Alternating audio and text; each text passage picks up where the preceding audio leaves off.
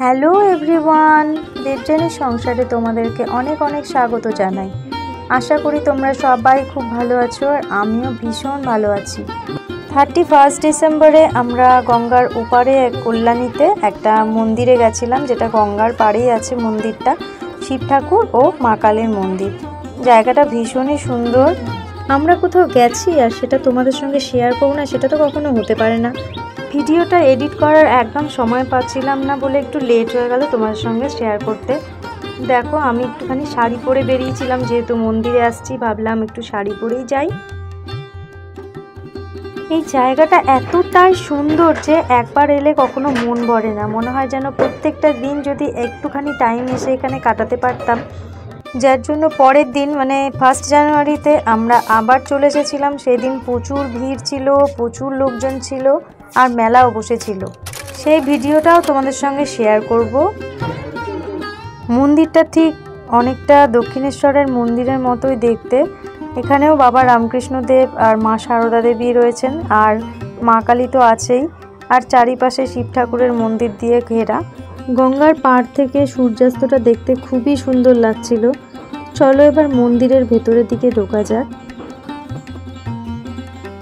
সিঁড়ি দিয়ে ওঠার আগেই এখানে একটা কত সুন্দর খড়ের চাল দেয়া যজ্ঞ করার জায়গা করা রয়েছে। চলো সিঁড়ি দিয়ে উপরের দিকে উঠি। শান দেখো লাফিয়ে লাফিয়ে উঠছিল। প্রত্যেকটা দেয়ালের গায়ে কত সুন্দর করে কারুকার্য করা রয়েছে, আর কালারটাও খুব সুন্দর।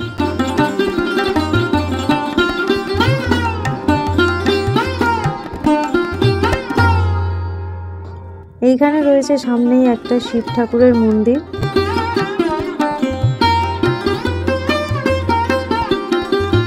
মন্দিরের ওপর থেকে চারিদিকের ভিউটা খুবই সুন্দর লাগছিল, যেহেতু পাশে আছে গঙ্গা আর মন্দিরটাও এত সুন্দর।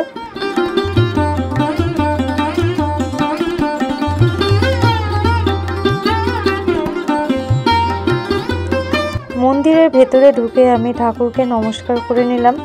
যেহেতু এখানে লেখা আছে ফটো তোলা নিষেধ, যার জন্য আমি মায়ের ফটোটা তুলতে পারলাম না।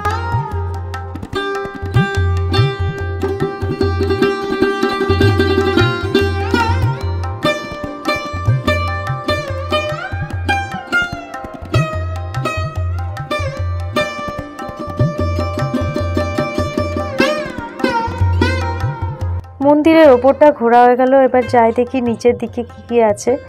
1 জানুয়ারিতে সাজানো হবে মন্দিরটাকে বলে এত ফুল মালা এখানে নিয়ে আসা আছে, কারণ 1 জানুয়ারিতে কল্পতরু উৎসব হয় মন্দিরে। খুব সুন্দর করে সাজানো হয় মন্দিরটাকে।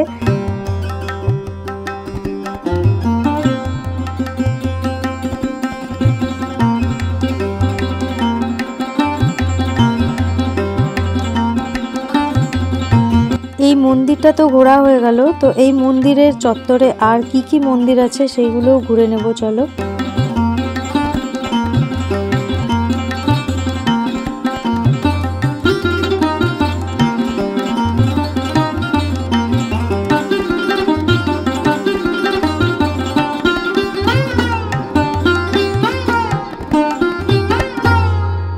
পাশেই ছিল একটা শিব মন্দির। শিব মন্দিরে নমস্কার করেই আর একটু ভেতরের দিকে গিয়ে দেখলাম গোমাতা, দুটো গোমাতা বসে আছে।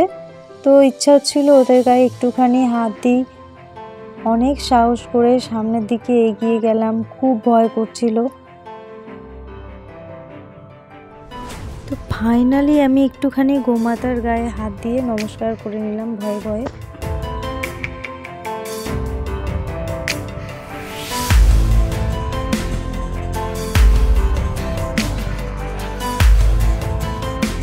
এক পাশে ছিল অনেকগুলো পায়রা। এই পায়রাগুলো মন্দিরেরই, খুঁটে খুঁটে খাবার খাচ্ছিল। আর এইখানে আরও কয়েকটা ঠাকুর ছিল। এই ঠাকুরগুলোকে আমি এক এক করে নমস্কার করে নিলাম। জয় রাধা মাধব, জয় নিতাই গৌর হরিবোল,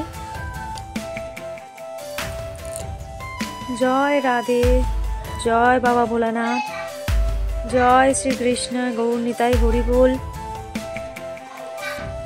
হর হর মহাদেব।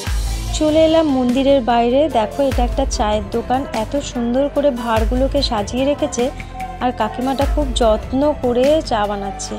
এত সুন্দর চায়ের গন্ধ বেরিয়েছে যে আমি থাকতে পারলাম না, সোজা চলে এলাম চা খেতে।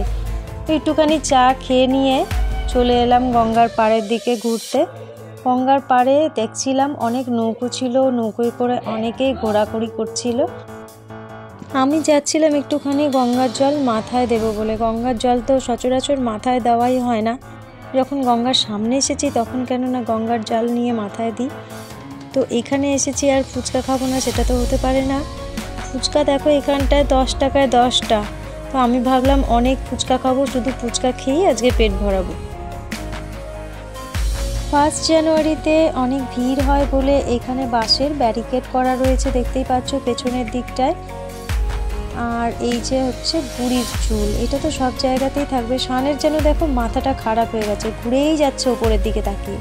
তো আজকের ভিডিওটা এইটুকুই বানাচ্ছি বন্ধুরা, অবশ্যই একটা লাইক করে দিও আর সাবস্ক্রাইব করে দিও। বাই।